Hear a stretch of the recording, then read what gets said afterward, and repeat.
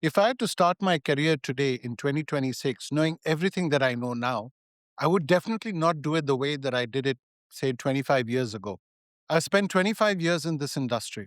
I worked on projects in the US, the UK, Australia, Europe, the Middle East, and India. And I've seen $700 million projects burn, and I've watched consultants make partner. I've watched smarter consultants get stuck at senior level positions forever, wondering why the people around them moved up and they didn't. And if I'm being honest with you, I've made some of these mistakes in my own career that cost me probably maybe 5 to 10 years and a lot of money. I'm going to tell you exactly what they are. Not many people will talk about it, and I wouldn't talk about it 5 years ago. More importantly, I'm going to tell you what I would do if I was 25 years old today, walking into my first job in 2026, because the rules have pretty much changed. AI changed them. The big four changed them. SAP, Oracle, Microsoft, they changed them. And most consultants haven't realized this yet. They're still playing by the 2015 rule book in the 2026 market. And that's why they're stuck. And I'm going to walk you through 8 decisions. Some of them are going to make you feel uncomfortable. One of them, number 4, is the one I wish someone had told me at 28, and it would have literally changed everything. Literally.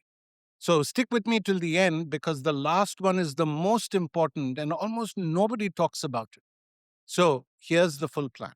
So, quick context first, so you know where this advice is coming from. So, I started my career a long time ago. I landed into SAP as a freak accident. It was a different world. At that time, R3, ECC were king. S4HANA didn't exist. Cloud was barely a word people talked about. And AI was only in science fiction movies, movies like ET. I did what most consultants do, right? I joined a company. I went into a call center during the 2003 financial crisis. And way into my career, I got into SAP and I started learning more about enterprise projects. I got my first module, I think it was finance, and I worked very hard. I stayed loyal. I waited for all the promotions. I trusted the system, and the system rewarded me in a way to a certain point. But here's what I didn't see at that time: the system rewards you enough to keep you, but not enough for me because I had drive, I had ambitions, and that's the difference, right? Most consultants spend 20 years learning the difference the hard way. So I'm going to save you 20 years in the next 8 minutes. So here's what I would do if I were 25 today. All these 8 things in this particular order. So, number one, before I picked anything, I would get clarity, right? Most consultants, I would say, skip the step, right? They jump in because somebody told them SAP pays well or Oracle pays well. They pick a module because their first manager put them there, right? They drift for 5 years and then wonder why they're stuck.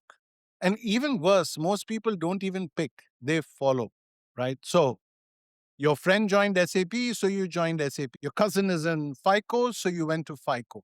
Your senior in college, told you go for a BAP, and that's where the money is, and so you went for a BAP.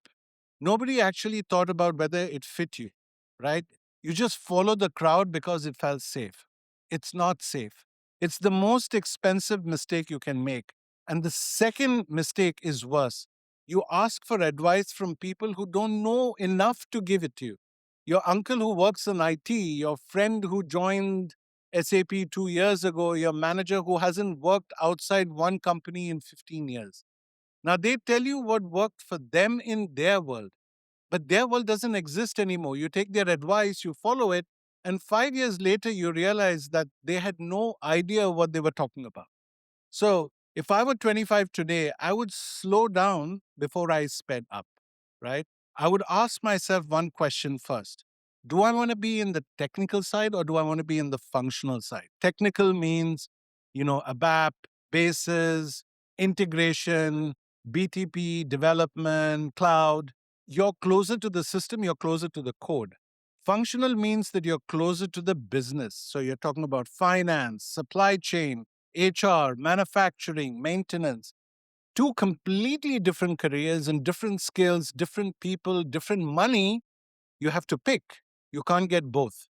So if I went functional, I would go one step deeper. What part of the business do I actually find interesting? If I'd like finance, then I would go for S4HANA Finance or Oracle Finance. Now, if I like supply chain, I'd pick up, MM or SD. If I like HR, I'd pick success factors. Now, the module follows the interest, not the other way around. Most 25-year-olds don't know what they like. They never worked in a real business and they have no way to figure out which lane fits them. So they guess, and the guessing costs them years. Now, if I didn't know, I would not guess. I would pay someone who's been in the industry for 15, 20, 25 years, and I would buy 1 hour of their time just to ask them the question, technical or functional, which lane?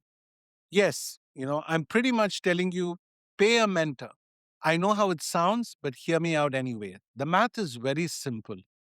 If I had to pay, say, 500 to $1,000 at age 25 to someone to think this through with someone senior, I would have saved myself pretty much 3 years of drifting, 3 years in the wrong module, 3 years building the wrong skills. And at my eventual rate, those 3 years are worth, say, 300,000 of lost income. So it's easy. A mentor conversation is the cheapest insurance that you can buy in this career. Doing something and regretting it later is the most expensive thing you can do. It's better to pay $1,000 now or lose $300,000 over the next decade, right? So you got to get smart and pick the smaller bill. Now, number two is I would not stay at one firm for more than 4 years. So I stayed at firms or companies longer than I should have. And many times I told myself loyalty would pay off, right? I told myself the next promotion was coming. I told myself the people who jumped were the people chasing money. Now, the people who jumped were making 60% more than I was, and it was the same work. So now you might ask me, Noel, what's the math, right? So every internal promotion gives you around 10 to 15% salary raise, and every external move gives you between 30 to 40%. Now, do that twice in a decade, and you've doubled your income. So if you stay loyal to one company, you're playing catch up forever, right? The firms know this. And that's why they keep telling you, next year is your year. So they're hoping that you don't run the numbers. But if I was 25 today, I'd treat my CV as the most important document I own. I would pretty much update it once a year, even when I had no plan to leave, just to know what my market value is. So loyalty is beautiful in friendship, but it's very expensive in consulting. So decision number three is I would build a public profile from year two and not year 15. Now, this one stung me a lot because I got it wrong personally. I spent 20 years being invisible. I delivered great work. I solved, really difficult problems, and I made my consultants look good. Almost nobody outside my team knew my name. And then I noticed something. The consultants getting the best opportunities were not the best technically. They were the ones most visible. So they wrote on LinkedIn, they spoke at technology events, they had podcasts, they had a network that fed them work without even them applying for anything. I was applying for jobs. They were turning down offers. So if I was 25 today, I would pretty much start writing on LinkedIn from month six of my first job. Not selling anything, right? Just sharing what I'm learning. One post a week. After 5 years, I would have an audience. And after 10, I'd pretty much be like a brand, right? After 15 years, I would have leverage. Now, the consultants who do this in their 30s are the one charging round about $400 an hour in their 40s. The ones who don't are still negotiating an $80 an hour conversation because they have no leverage. So being good at SAP or Oracle is not good enough. People have to be able to find you, and that's the big difference. So, decision number four is pick your industry on purpose. Don't let the industry pick you. What does that mean? So, most consultants don't think about the industry, they think about modules, right? Even right now, you're thinking about a module FICO, success factors, ABAP. They forget that the industry that they work for matters just as much as the module that they pick. And I'll tell you why. A FICO consultant who has worked only on government projects for the last 12 years cannot easily move into oil and gas. The processes are different, right? The compliance is different. The vocabulary is different. The hiring managers know it. And they will pay you less because you have to relearn half the job. A supply chain consultant who has spent 10 years in retail cannot easily just walk into pharma. Pharma has cold chain. Pharma has serialization. Pharma has FDA. So the market sees you as a junior in pharma, even if you have 10 years on your CV. Now, this works the other way too, right? So, a consultant who has done banking, oil and gas, and aviation can charge 2 to 3 times what a single industry consultant charges because they've seen complexity and they've seen scale and they've seen the money. So, most consultants pick their industry by accident. They get assigned to a retail client for their first project. Then their second project is also retail because that's what their CV shows. And then their third. By year 5, they're a retail specialist, whether they wanted to be or not, right? By year 10, they're stuck in retail forever because nobody hires a retail person to lead an oil and gas project. If I were 25 today, I would pick my industry in the same way I picked my module on purpose. I would target the industries that pay the most, right? Oil and gas, banking, aviation, pharma, defense, public sector in the right countries.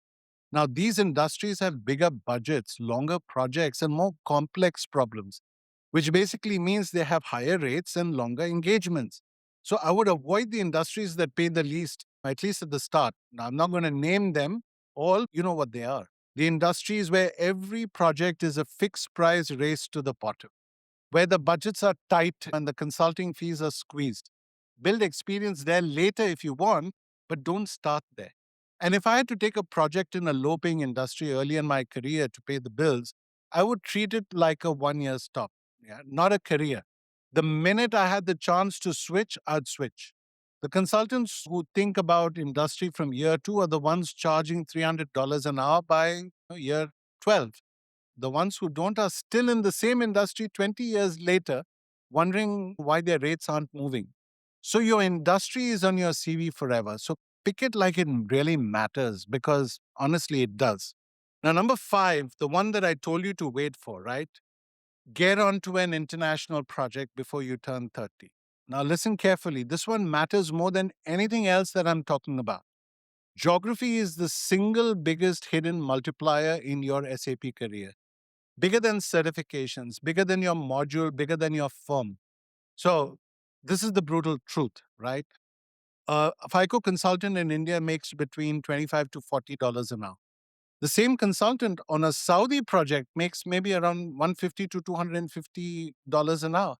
It's the same person, it's the same skills, different country, 5 to 6 times the money. So a consultant in the UK who has never worked in the Middle East, tops at around $1,000 a day. The one who's done Saudi or UAE rollout charges $1,800 to $2,500 a day for the rest of their career. Now, nobody tells you this when you're 25. You think geography is all about lifestyle, where to live, where the food is good. Well, it's not really because geography is about the pricing power. If I were 25 today, I would do whatever it took to land one international project before I turn 30. Even if I had to take a pay cut to start, even if I had to relocate because that one project becomes a permanent line in my CV for the rest of my career. And it lets me charge 2 to 3 times what my domestic peers charge. Now, I waited too long. I watched colleagues who were not as strong as me technically move to Dubai or Riyadh in their late 20s and triple their income while I was still in domestic projects, telling myself, I'll do it later. Don't do it later, do it now. Number 6, AI is not a bonus skill, it's a core skill. So you have to treat it that way. So most consultants now are treating AI like cloud was in 2014, something interesting that other people are doing. They tell themselves they are watching the space. Even in my videos, when I tell my audience that AI is coming, they laugh, right? I get told that AI is rubbish at the moment and that we'll have another 10 years before something happens. For me, that's not the case, right? AI is moving so fast that even the SAP CEO says that AI is going to unsettle employees and consultants. Today, SAP has 2,400 AI skills and around 350 apps in Joule, and they're being improved every month. Now, you don't see what I see. So while you're watching, the consultants who use AI every day are doing your week of work in 2 hours. They're writing functional specs in Claude. They're drafting test scripts with Copilot. They're reading 200-page blueprints in 3 minutes. So in 18 months, hiring managers are going to ask one question in every single interview. How are you using AI in your daily work? If your answer is, I haven't started out yet, or I use ChatGPT with no proper explanation, you're done. Not in 5 years, in 18 months. So if I were 25 today, I would spend 1 hour every single day getting better with AI tools. I'm not learning theory, I'm using them on real work until they feel as natural as Excel, right? The ones who are doing this are going to charge 3 times more in 2027 than they would charge today. The ones who don't are going to be the next classical ABAPA, right? Still working for a few more years and then slowly getting priced out forever. Now, number 7 is negotiate your rate for every project, not every promotion. So, small one, but it matters more than you think. So, most consultants negotiate when they are hired. Then they go quiet for 2 years. Then they wait for the annual review. Then they get a 5% raise that doesn't even cover inflation. So the market doesn't move once a year. The market moves pretty much every quarter. And every project you take is a chance to reset your number. Every project you don't negotiate on is money gone forever because every future negotiation starts with your current state. If I were 25 today, I would walk into every staffing conversation and ask, what's the budget for this role? Before I said yes, right? I would always ask for 15% more than I thought I could get. Worst case scenario, they would say no, and you take the original number. You lose nothing at the end of it. So the best case is that you get a 15% raise on this project and every project after for the rest of your career. Most consultants are afraid to ask, and this fear costs them a lot of money over a 30-year career. So run the math sometimes, but you need to do it because that's how you get the best for yourself. Now, number 8, and the most important one is pick the client over the firm. Now, this is the truth that nobody in the consulting world wants you to hear. The firm is a brand on your CV. The client is the relationship that pays you for the next 30 years. So, every consultant I know who is making real money in their 50s is making it because of relationships that they've built with their clients in their 30s. Not because of the firm, not because of certifications, not because of their LinkedIn following. When that client moves to a new company, they call you. And when they need a senior person on a project, they call you. When they leave for a board role, they call you. That phone call 15 years from now is worth more than your next 5 promotions. Now, I learned this very late. And for the first 10 years, I treated clients like clients, right? I was professional. I delivered, I built, I moved on. The consultants who beat me treated their clients like long term partners. They followed up after the project ended. They sent useful articles. They remembered their birthdays. They were friends, they were not vendors. If I were 25 today, I would invest in 3 to 5 client relationships in every project. Not for the project, for the next 20 years. Those relationships compound in a way nothing else in your career would compound too. Your firm will replace you. Your clients will remember you. So you always have to build for the second one. So that's it. 8 things I would do differently if I were 25 today. So get clarity before you pick. Don't follow your friends. Don't take advice from people who don't know enough. And don't stay anywhere for more than 4 years. Personally, build a public profile from year 2. Get an international project, right, before 30. Treat AI as your core skill and negotiate every project and pick the client over the firm. Do all 8 of these, and you'll do in 10 years what most consultants don't do in 30. Now, this is not an exaggeration, but this is the math. So, if you're already 10 to 15 years into SAP or Oracle, don't let me make you feel bad about the past. The past is done. Numbers 3, 6, 7, and 8, they don't care how old you are. Those are decision locked, they're not age locked. So, one last thing, if you're going to start with any of these, start with your CV. Most consultants that I work with don't realize that their CV is the thing that is holding them back. The international project, the rate negotiation, the visibility, none of it works if your CV reads like a junior. So I built a free tool that scores your CV the way a recruiter and an ATS system would actually see it. It's 30 seconds. There's no sign up. It's at erpcv.com. So run yours. You'll see what I mean. If this video has helped you, gently tap the subscribe button. Next week, I'm covering why most SAP project managers will struggle in 2026 and what to do about it if you are one of them. You'll want to be there for that particular video. So, thank you for watching. I'm Noel Benjamin DCosta, and I'll see you in the next video.